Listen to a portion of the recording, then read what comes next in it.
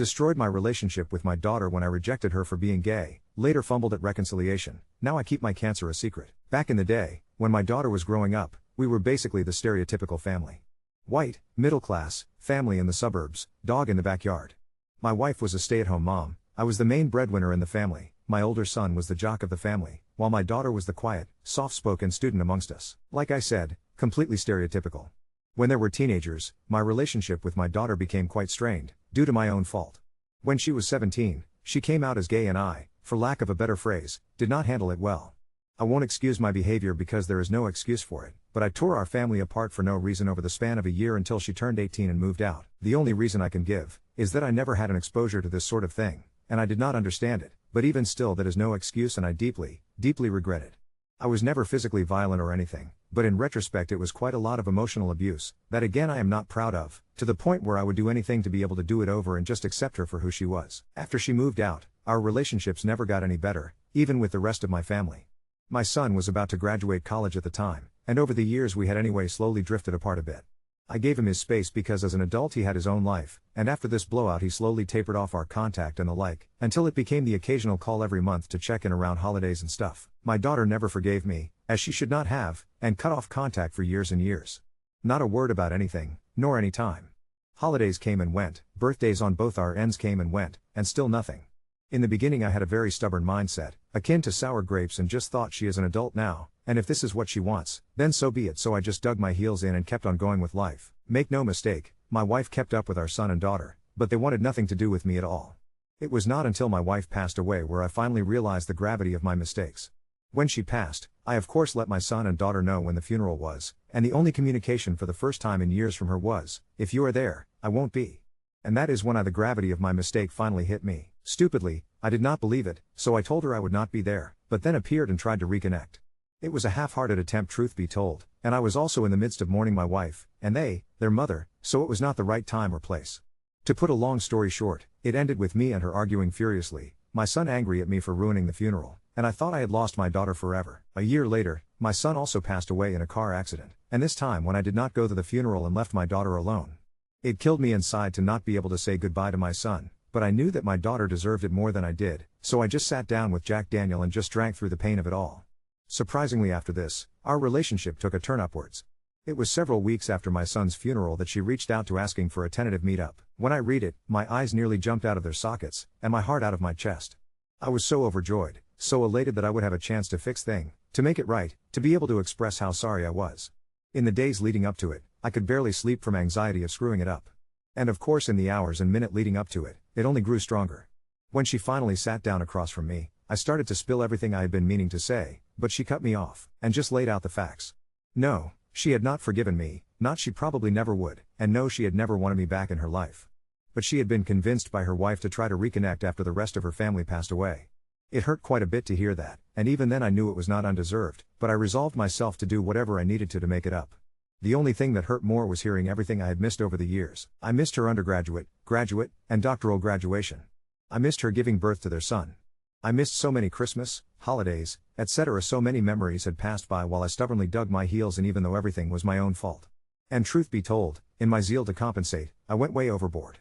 My daughter had strict boundaries that she enforced, and several times I went overboard and crossed them in some grand illusion that I was making things better. Of course, she did the smart thing and cut me off again.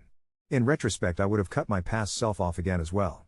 And again, it did not settle in until my daughter-in-law came to my home and just shouted and screamed at me for every terrible thing I had done, and demanded I leave them alone forever.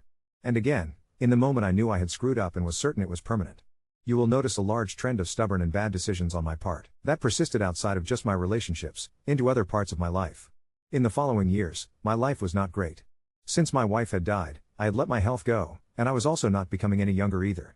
The house was of course empty, but it was the house I had raised my family in, so it fell to me to do the DIY upkeep. I was never any good with it, but the constant long-form projects kept me busy retirement with nothing else to do, until one winter's morning, when it came to a screeching halt. You see, in the backyard, we have an external spout my wife used to water the garden with, and eventually the wall around it had cracked. It was always something small, so I put it aside, until it grew bigger and bigger, and instead of calling someone to deal with it, I went out in the middle of January with a bucket of sealant and tried to patch it myself. Unfortunately, I ended up slipping on some ice, and when I fell I hit my head against the spout against the house, knocking me out for a dangerously long time. My neighbor said that they found me about 6 hours later after the sun had set, in the snow, when their dog dragged them over to me. Of course I woke up in the hospital, and they did their standard stuff. I had a brain bleed as well as a fractured skull, which after 6 hours in the snow had led to some irreversible deficiencies that persist till now, but I was by no means a vegetable. I was still somewhat able to take care of myself, and physical therapy got me as close to old form as possible. Now, I did not tell my daughter about this, because why would I? She told me she does not want me in her life anymore. My daughter-in-law told me she did not want me anymore. My granddaughter was only 2 years old when I was cut off again, so she would not remember me. I had nobody that would care at all. Inevitably though, I needed help, so I hired a live-in nurse who could help me with day-to-day activities, and eventually life settled back to something normal. I was of course bored out of my mind as I was not able to do any more DIY stuff, and my overall health was horrific, so it was not a great normal, but it was a normal. My daughter did eventually find out. I never told her, nor tried to tell her, but she did find out. Since we share the same last name in the system, the hospital accidentally sent the bill to her instead of me, and when she saw the bill immediately came over to find out what happened. To be honest, I was expecting never to see or hear from her again, and I had come to almost accept it, as sad as that sounds. To the point where when she came through the door while we were eating breakfast, I assumed it was to drop off the bill and just leave, but I never could have imagined what happened after that. I know I am a horrible person. Nobody needs to tell me anymore. I have already accepted that I will be burning in hell for all eternity. But I never thought I would get another chance to reconnect. I sincerely don't know why she decided to forgive me, because even I would not have forgiven myself, but after she found out about the accident we patched things up as best as we could. She claimed she was anyway going to try again, but I can't make myself believe it after everything I have done. All I know is that outwardly we have reconnected as a family, but inwardly it isn't that cut and dry. I can sense, hear and feel the tension, anxiety and stress coming from her when I am around. I can sense the animosity and feel the passive aggressiveness from my daughter-in-law.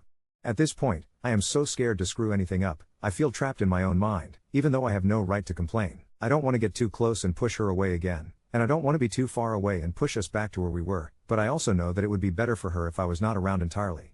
I don't want to become too close to my granddaughter, in case I am cut off again, even as I so desperately want to. She would be old enough to remember me, so I can't become too close now.